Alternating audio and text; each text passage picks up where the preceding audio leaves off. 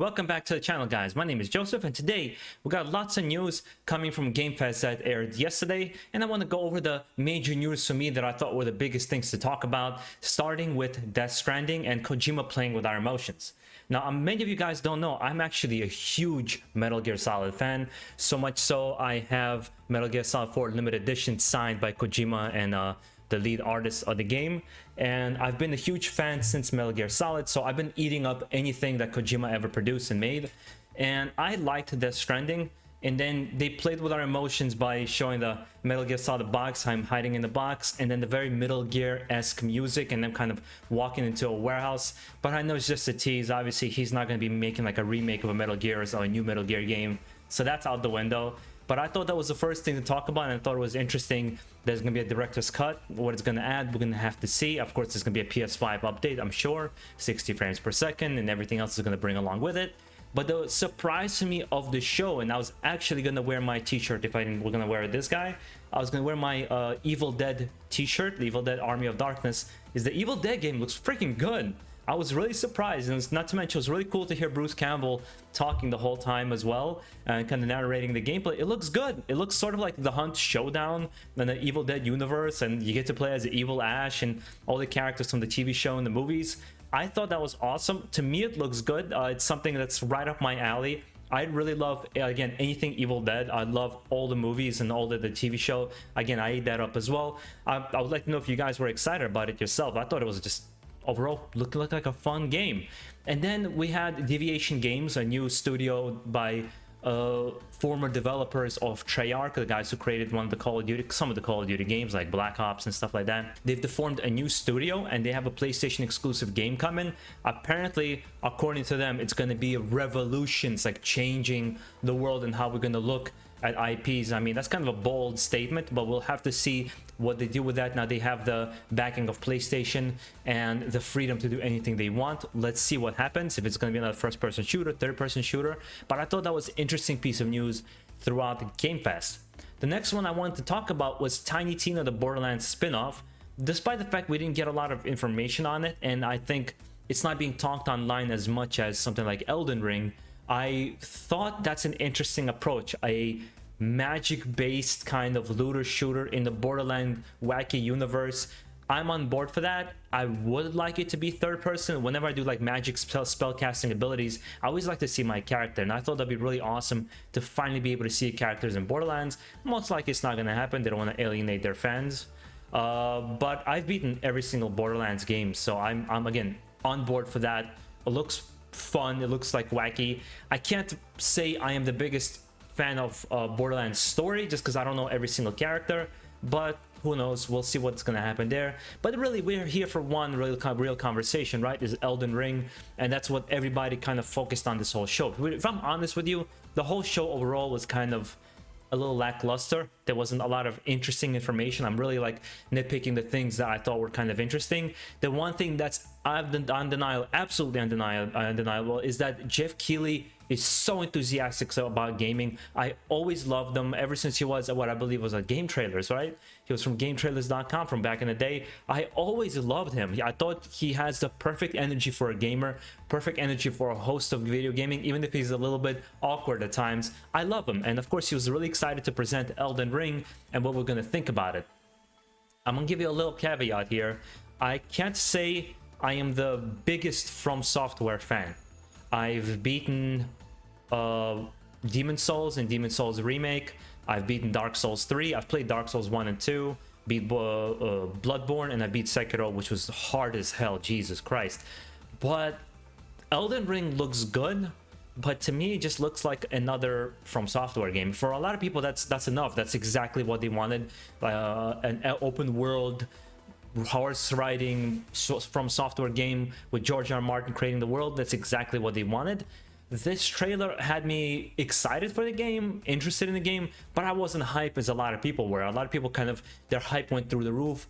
I thought the hype was actually so high for this game that it was never going to live up to it in that trailer, and we'll see if it ever lives up to it in the gameplay itself. Perhaps I'm just wrong here. I'm just kind of always been even keel about any kind of From Software game, especially when I found out Sekiro was supposed to be a Tenchu game, and then it became Sekiro because they want to do something different. I'm like, that sucks. I would have loved a new Tenchu game, but that's not gonna happen. But really after that, there wasn't really much more interesting news, I think, in the Game Fest. But obviously E3 weekend is going to begin. We're going to have a lot of information trickling in and see what's going to be happening, other reveals that are going to happen. I'm going to be excited to see what else is going to happen. I think it's a good kickoff to E3 and all the gaming news we're about to receive in the next week or so. But I would like to know from you, what game were you excited for the most? I'm going to predict here right now it's going to be Elden Ring down in the comments. But let me know what piece of news was the most interesting to you. And are you excited for anything in particular? Do you think Evil Dead was good? What did you think about Death Stranding? Did you play Death Stranding? Let me know down below in the comments. And if you enjoy this kind of coverage of video game news and discussions and kind of this analysis, make sure you subscribe down below for more gaming content, as well as some impressions and reviews that I do on various games. You can check out my Chivalry 2 review down below. I'll make sure I have a link for you guys. But also enjoy the rest of your day and peace out, man. I know right now Ratchet & Clank Rift Apart just came out. I'm literally doing this video and jumping on the game, about to put some serious hours into it. So enjoy the rest of your day, guys. Peace out.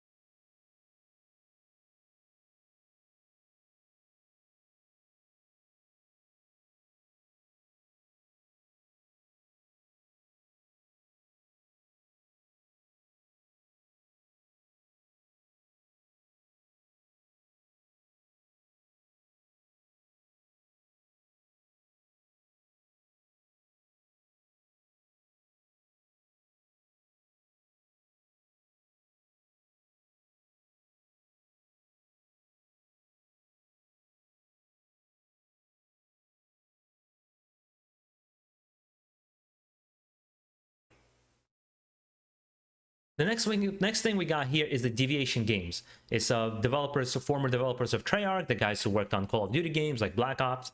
They formed their own studio called Deviation Games, and they really want to focus on some kind of new IP. And like they said, they want to revolutionize the world, and we'll see if that happens.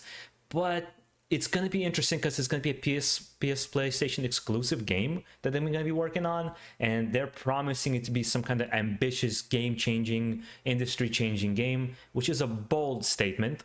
I don't think, like, most of the time nobody ever lives up to that high expectations, but it's nice to see they're so enthusiastic about it.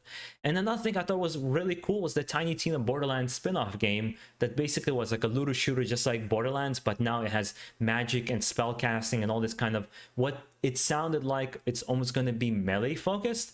And I would like for it to be more third person. I love seeing my character when I'm casting spells. Most likely it's not going to happen. It's a Borderlands game. But either way, I'm excited for it because I like all the Borderlands games. I can't say I particularly like the story because I think the story is pretty dumb most of the time.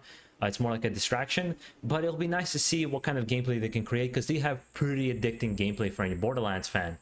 But of course, the biggest piece of news we got here was Elden Ring, and we finally got a gameplay trailer for it. And I gotta say, Geoff Keighley is like the most enthusiastic, excited personality in gaming industry, and I have to give it up to him how much energy he brings forth when he's talking about these games, and how excited he was to bring Elden Ring, despite the fact he sometimes almost comes off awkward. But I gotta say, I thought Elden Ring looked good. It looked great. It looks like another From Software game, and don't let that kind of distract or make you think that I don't like From Software games. I love them.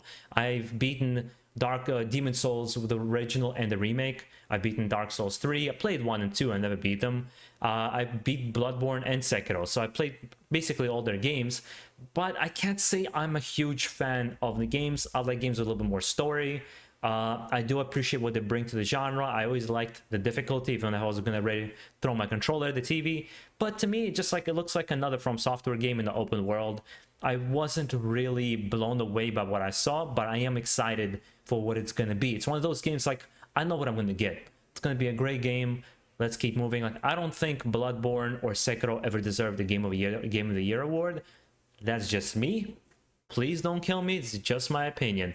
But I think it's always been a staple in the gaming industry when the first Demon Souls arrived on the PlayStation 3.